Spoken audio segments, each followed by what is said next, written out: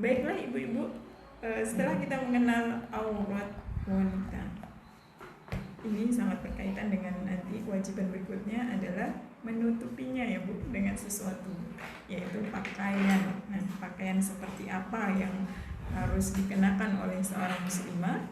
Baiklah, sebelum kita masuk ke pakaian seperti apa yang harus dikenakan oleh muslimah, kita kenali dulu di mana dia harus berpakaian, seperti apa pakaiannya. Ini ada dua kehidupan gitu ya yang melingkupi seorang muslimah.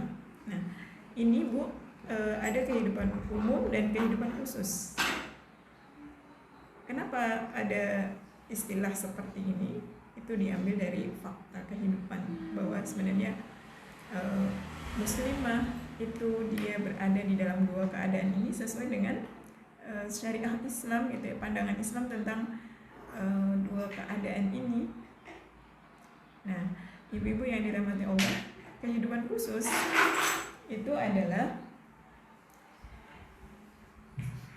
tempat gitu ya, suatu tempat di mana ketika kita memasukinya kita harus meminta izin pemiliknya, penghuninya gitu ya Bu ya. Nah, itu adalah ranah kehidupan pribadi. Misalnya seperti rumah, tidak ada satupun rumah yang berpenghuni yang dia akan ridho kalau orang itu masuk itu nyelonong aja gitu ya Bu ya. Nah, itu tempat yang ketika kita memasukinya itu harus dengan izin. Ini pandangan syara ya Bu, yang menentukan harus dengan izin ini itu disebut dengan kehidupan khusus. Nah, kita pahami kehidupan khusus ini nanti untuk menerapkan ya kan Bu, hukum Allah mengenai pakaian muslimah. Nah, jadi kalau di rumah bagaimana? Kalau di luar rumah atau di tempat yang lain bagaimana? Nah, seperti itu. Jadi kita perlu memahami kehidupan khusus ini yang istilah ini berarti adalah suatu tempat yang ketika kita memasukinya itu harus dengan izin. Contohnya rumah. Nah, apa yang dimaksud dengan kehidupan umum? Kehidupan umum itu adalah suatu tempat yang kita ketika hendak memasukinya itu boleh tanpa izin. Nah, pandangan syara juga ini Bu yang memberikan pengertian seperti ini. Memasukinya boleh tanpa izin. Siapapun boleh ada di kehidupan umum tersebut. Nah, misalnya seperti pasar. Ibu-ibu kalau ke pasar itu perlu assalamualaikum, kula nuwun gitu enggak Bu ya? Tidak kan ya Bu. Nah, tempat-tempat yang seperti itu kita ketika memasukinya tidak perlu menggunakan izin, itu disebut kehidupan umum. Nah, di dua tempat ini ibu-ibu, inilah yang nanti memiliki kewajiban berbeda dalam hal berpakaian bagi muslimah.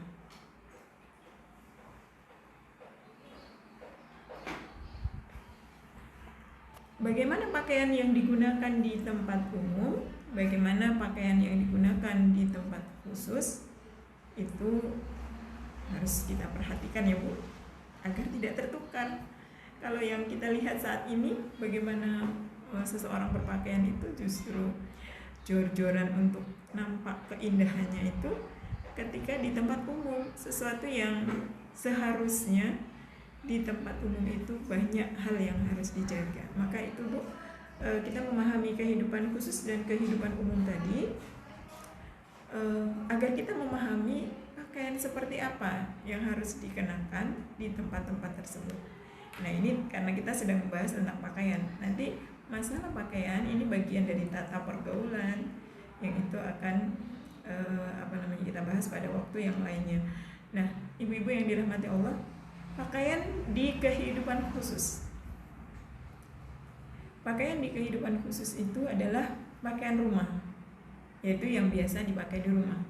Karena di kehidupan khusus itu biasanya yang ada di sana itu adalah para mahram dan sesama wanita, maka boleh terlihat sesuatu yang lebih dari wajah dan telapak tangan. Boleh terlihat mahalul zinahnya ya, leher, telinga, kaki, tangan.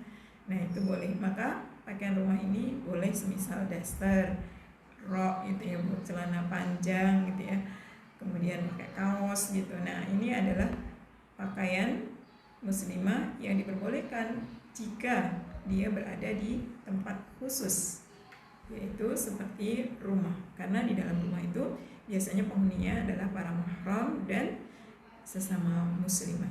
Nah, bagaimana dengan di kehidupan umum? Nah, ibu-ibu yang dirahmati Allah, ini yang perlu kita garis bawahi ya Bu, di kehidupan umum, di mana kita ketika memasukinya tanpa izin, orang itu nggak akan nanya dulu kita itu pakaian seperti apa gitu ya, pasti langsung terlihat gitu, karena orang masuk ke dalamnya itu tanpa memerlukan izin.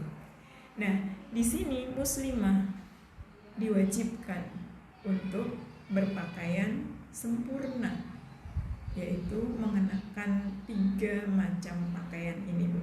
Yang pertama adalah khimar. Nah, nanti tentang dalilnya kenapa kok khimar, kemudian kenapa jilbab dan sebagainya, insya Allah kita akan bahas di slide selanjutnya. Nah, sekarang kita khimar itu adalah bagian dari pakaian sempurna seorang muslimah ketika di kehidupan umum. Khimar, jilbab, dan mihnah.